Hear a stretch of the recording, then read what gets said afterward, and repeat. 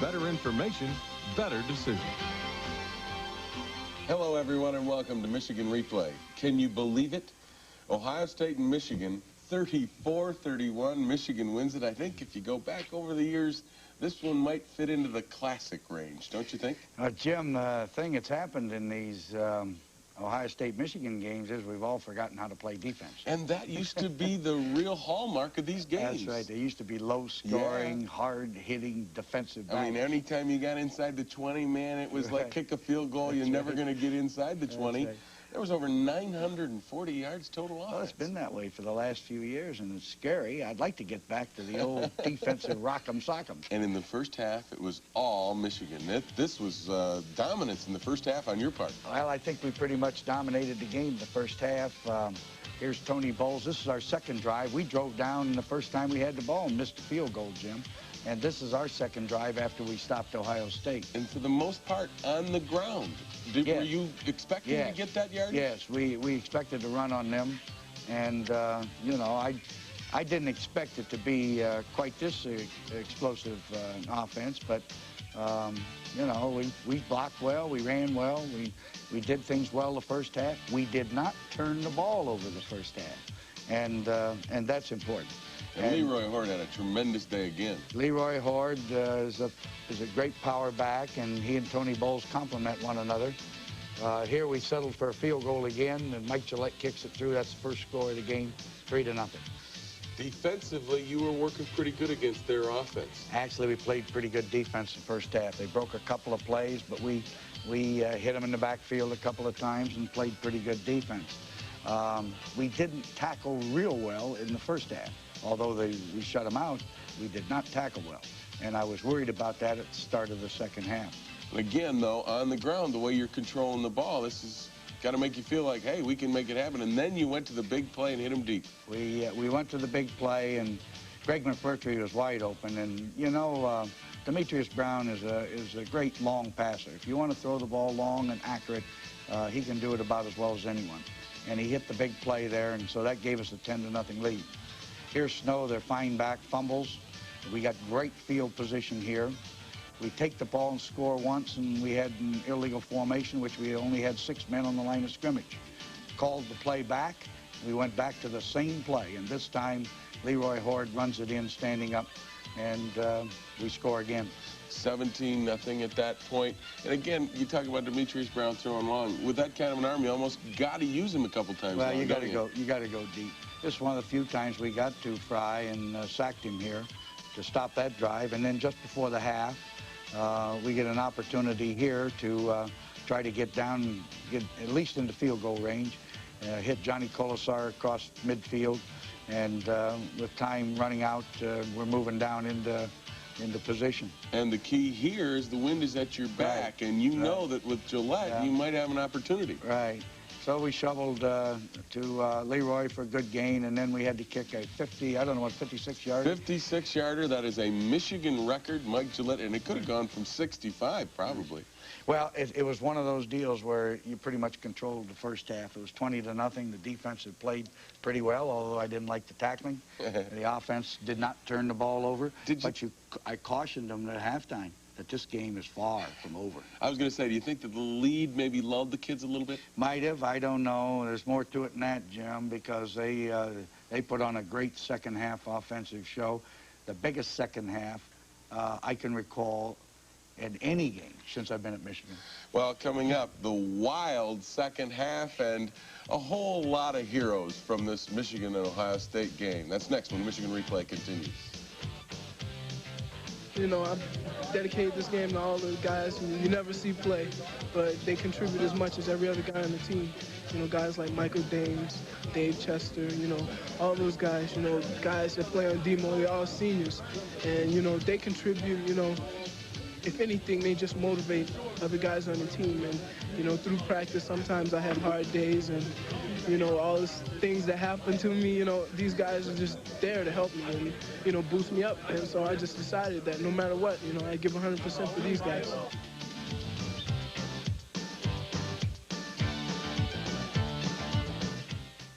The great football battles between Michigan and Ohio State can now be enjoyed on home video. It's the 10-year war. Relive these games with coaching legends Bo Schembechler and Woody Hayes. That Ohio State defense was something special. Their offense couldn't move across the street. We were trying to psych one another. Sure, he's not above that, nor am I. You get highlights of the games between 1969 and 78 with comments from Bo and Woody for just $32.95. Call 1-800-356-2820 for your copy of the 10-year war. Some guys look at this, they see just another brake job. But when you're Mr. Goodwrench, you learn real quick that behind this car, there's a somebody. Somebody who depends on these wheels. Keeping this car running right's important to them. That's why they brought it back here, to this GM dealership. Just another brake job, not to the guy who drives this car. Not to me either. Mr. Goodwrench knows it's not just a car, it's a freedom. In the pizza delivery game, the Noid can zap ordinary pizzas. But Domino's Pizza delivers more than all the others combined. So when you call Domino's Pizza, you get the best delivered pizza.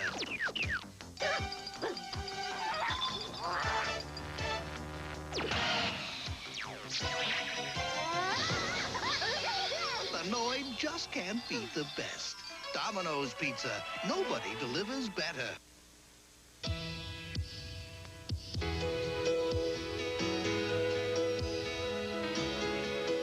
You don't have to be an automotive expert to recognize a great ride. It's the result of a tuned suspension called Dynaride, only from Buick. Dynaride balances a comfortable ride with precise handling, smoothness with control. Good reasons why. The great American road belongs to Buick.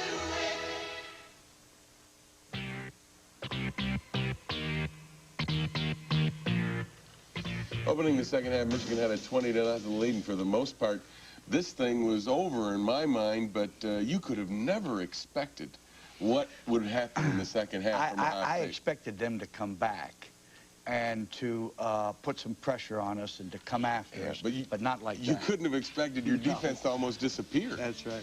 I mean, it's unbelievable how they moved the ball. This is a counter play with snow and the big hole. Our tackling's not good, and that was a big play to start the second half, Jim. And they moved right down the field and score on us quickly. And it wasn't anything different that they did, was it, from the first half? Not really. I don't think much different at all. But they certainly blocked us well. They ran well. We didn't tackle well. And it was big because of that. The crowd got back in the game. That's right. It was pretty quiet up until that time, and then all of a sudden they got back in the game, and now it's a ball game. We drove down and missed a field goal, Jim, and so this is their next possession, and they're moving again. Third quarter, 20-7, and they're moving again and again. The crowd is all over the place, and when they complete a pass, I mean, the stadium's up for grabs. Sure, because, you know, they can sense that the momentum is turned, and it had. There's no question about it. And I've never seen fullbacks go through your inside like that, and no, especially in goal line situations. Well, it's one of those things where they're a good blocking team, and their offense had really improved over the latter part of the season. And they really got things going. And you really couldn't pressure Fry very much. They did a good job protecting him. They protect him well. They move him out on bootlegs and things like that. But the big plays were by Snow. The passing did not bother me at all. The thing that bothers me is when they run on you. Jim, when they run on you, you've got a chance to get beat. You just cannot let people run on you. And they were running on us better than any team has in a long time. That includes Miami, Notre Dame, the whole gang. That's right. And here he hits a pass over the middle to Olive for a touchdown. They kick the extra point, go ahead 21-20. Now, are you sitting back saying, whoa, what's going on now? Well, what we had to do is to get back in the game, and we first thing we do on the very first play after the kickoff is to fumble the ball. Now, that's 2 fumbles we had in the second half that stopped drives of ours. I felt we could keep moving on them as long as we didn't turn the ball over. And this is a game, a big game. This third and goal here, they give the ball to Snow and we stop him. Now, that's a key play because we stopped them on second down. They had it down on the 2. Forced them to go to the field goal. It was the one time after the turnover that we stopped them in the second half. And that kept you in the game being a score away from taking the lead, right. which was big. 24-21 now. And we go right back on the first play. We hit a pass over the middle to McMurtry. Comes back again, hits the screen over here to Tony Bowles. And this is a big play that takes us down into scoring position. And that was on a big third down. It was a big third down play. It was an excellent play. It's the first time we have thrown that screen this year, and worked very well. And then over a big hole, Leroy Hoard goes in standing up. We kick the extra point, go ahead 27-24. But Jim, this game is not over. And you probably are amazed that, with what's happening, because the defense in the past has responded when you've taken the lead. That's right. That's right. And it was disappointing, but you know, give Ohio State credit. They did a great job, and they've got some great athletes, and they've played a great second half against us. And I mean, this will give you an example of what emotion can do in a football game, because they came out in that second half and they were flying. Yeah, absolutely. Here's that fullback again, right up the middle, goes in. They kick the extra point, so they go ahead 31-27. Big play after that on the kickoff, and one of the best decisions you made all day. We changed the kickoff return, and they were kicking from right hash. We decided to go to the wide side of the field, which is not customary. It's hard to get over there. But Kolesar does a great job, and we get some great blocks, and we go all the way to their 40-yard line. Jim, that was a big return, believe me. Just a minute and a half left, and now there's less. Now there's just a little bit more than a minute left, and you go to the air. We go to the air, and Johnny Kolesar with one of his patented great catches for a touchdown. And we kick the extra point, but this game is not over yet. Sounds like a broken record. So they come back again, and he's hurried here and rushed and throws the ball. And I think that's the reason that he threw it badly, because he had some pressure from the backside. Mark Spencer intercepts for us. And now, Jim, the game is over. Again, did you expect that kind of game going into that third quarter? I felt going into this game that we would need 24 points to win it. I had no idea that they would be able to get 31 points on our defense. I had less of an idea that they would get it in 30 minutes in the second half. Down the stretch offensively, did you change it all? I mean, obviously the conditions of the game being down like they were, throwing the football, because I thought you might stick it on the ground because you'd been using it up pretty well. The reason that we went to the pass a little bit more in those drives is the linebackers were starting to play real snug. And they had to in order to stop our running. But I felt we could move on them and score every time we had the ball, providing we didn't turn it over. The times that we didn't score, we either missed a field goal or we turned the ball over. Now, on the sideline during that second half, when the emotions were going to Ohio State, did you do some talking to try to get those kids up? Well, I was a little bit upset, to say the least. I couldn't believe what I was seeing out there. Especially from a team. Now, the one thing, this young Fry at quarterback did a great job for Ohio State. Carlos Snow is as good a back as we're going to play against. And those fullbacks they got are underrated, and that big offensive line is underrated. And consequently, we knew they would be a good offensive team. Not that good. Well, it came out a 34-31 Michigan win, and that's all that counts, the final score. Don't go away. We'll be back with a look at the defensive captain and a few more emotional comments from a very happy locker room in Columbus. Well, I had some resolve to take care of. You know, I dropped a potential touchdown pass to Demetrius, and that point kickoff in the opening of the second half bounced off my thigh board. We had to get some field position on that second kick, on the last kick, and I had to take it. Even though I don't know how deep I was in the end zone, but I had to take it out. And I know I had some extra adrenaline on that play, so I thought I'd move all the way. And I had Chris on my right side. I just had to run into the kicker, but we got good field position. And on the catch, you know, you just got to go through those things. I mean, it's either that you do it or you don't. It's like I said last year. You know, I dropped one last year. I could have won the game. This year I didn't, so I'm glad. I'm proud to be part of the Michigan team. And right now, you know, there's a lot of emotions coming forth right now, and I'm sad. You know, it's my last game. You know, I just don't know what to say right now. The defense stopped him, and they did. He came with that big play with Mark Spencer in that interception. That's the greatest thing. It's the greatest sight I ever saw in my life. Seeing him dive for that ball and just hold him. Because I think they had good field position. Mark and Alex, they put a lot of pressure on Fry. They creamed him up front on that last play. And I just happened to be standing there. The ball came my way. I just concentrated on cradling it.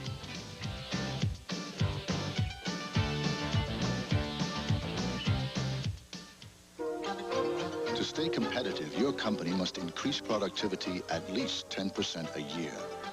Without the right computer system, you'll never have a chance. Call Unisys. Better information, better decisions.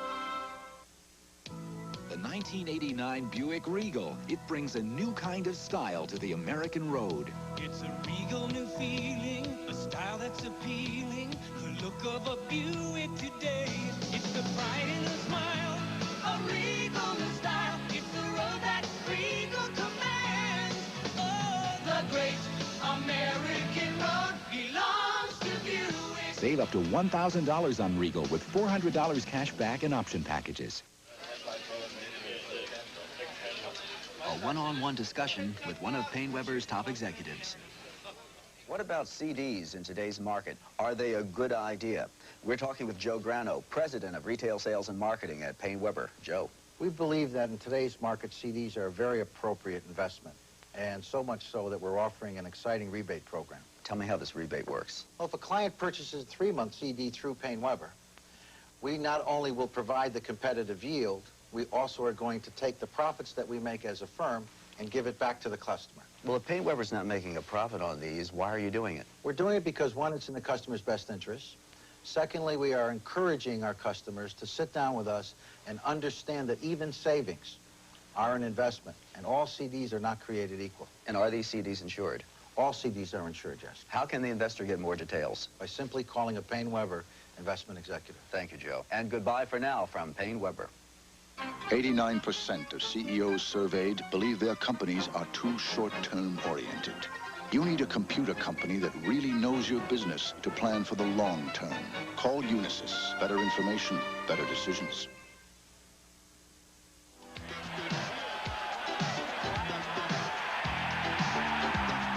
Down through the years, Michigan has been blessed with some outstanding defensive linemen. For the past 4 years, one of the best ever in maize and blue has been patrolling enemy backfield. His name is Mark Messner, and despite his great success, his career got off to a rocky start. I didn't even think I'd really play at Michigan, let alone start as early as I did. I thought maybe I could contribute by my junior year.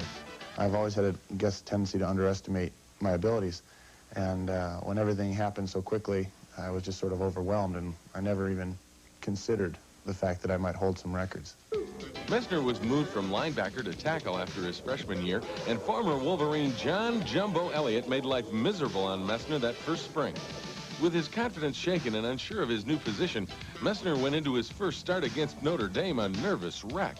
I was so nervous that I kind of got sick on the offensive lineman's hand when he was down in the stance. And he couldn't move, and and he didn't get off in the stance and everything, and I just went flying through there and made a tackle. From that point on, it's all history, I guess. History indeed. Messner is Michigan's all-time leader in tackles for loss, and for his 4 years as a starter, he's been daring the offense to come his way.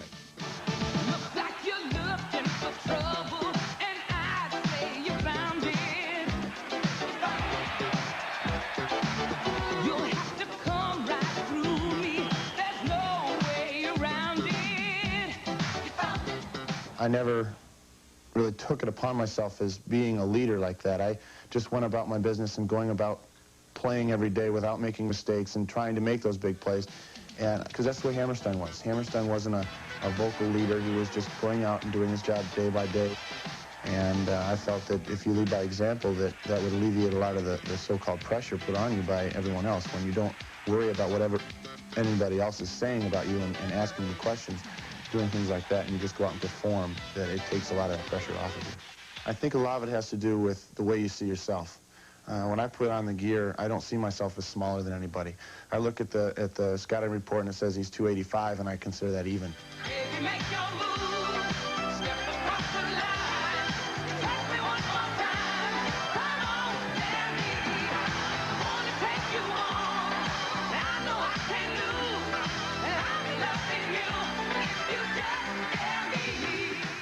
And besides being the great player, Messner is the kind of young man the Michigan program is built upon. His explanation on how he'd like to be remembered after graduation says it all. I'd want him to say that he's a quality guy. He's a guy that worries about what people think about him, that he doesn't want to fit that stereotype of the dumb jock, and that he presents himself well and he's a smart kid. I like to be known as an intelligent football player and a good football player. And I want that to be the image that people look back on me with.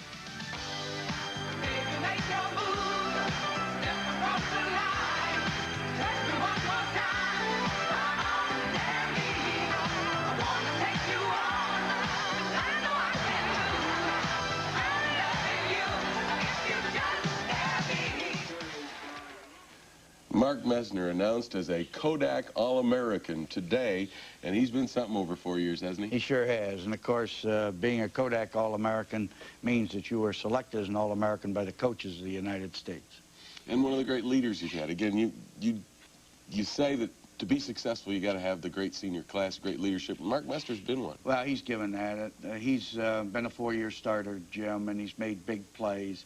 But as he depicts himself, he's just the kind of guy that wants to win for Michigan, and I don't think all these accolades are going to change the way he thinks. But he's a great, great football player. Well, Mark Messner's one of a number of seniors who will be honored this year at the annual Michigan Football Bust. There are tickets still available for that bust. If any of you Michigan fans want to show up and honor those University of Michigan seniors and the 1988 Big Ten champions, you can. The bust, Monday night, November 28th, 1988, at the Westin Hotel in the Renaissance Center in Detroit. For ticket information, call area code 313-258-MICH for ticket information to this year's Michigan Football Bust. Don't go away. Bo and I will be back with emotional comments from the locker room and a wrap-up of the 1988 season right after we pause for these words.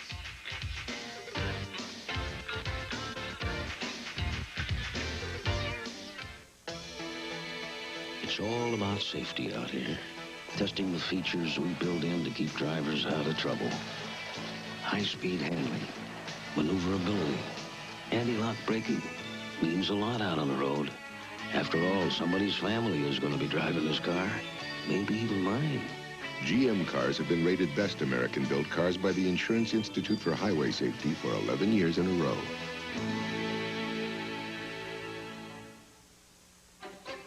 More than 50% of all business PCs don't communicate. If your computers could talk, you'd get information that makes a competitive difference. Call Unisys. Better information, better decisions.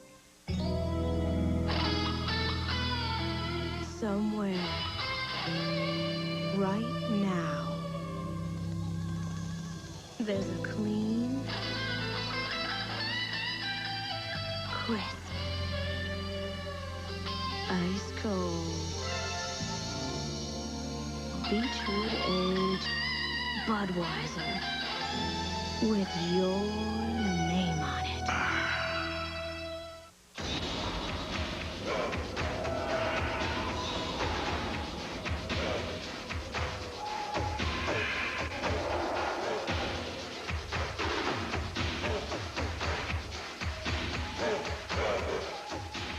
The General Grabber Off-Road Performance Series goes all the way.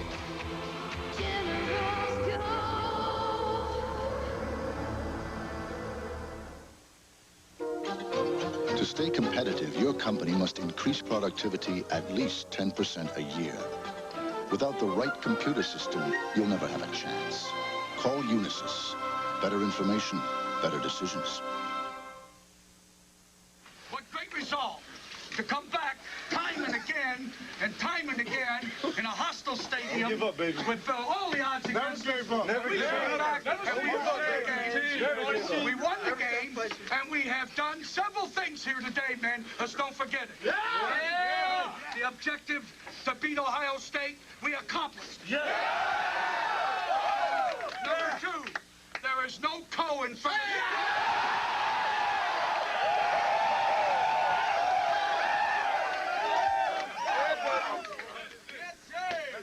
And number three, damn proud of all of you.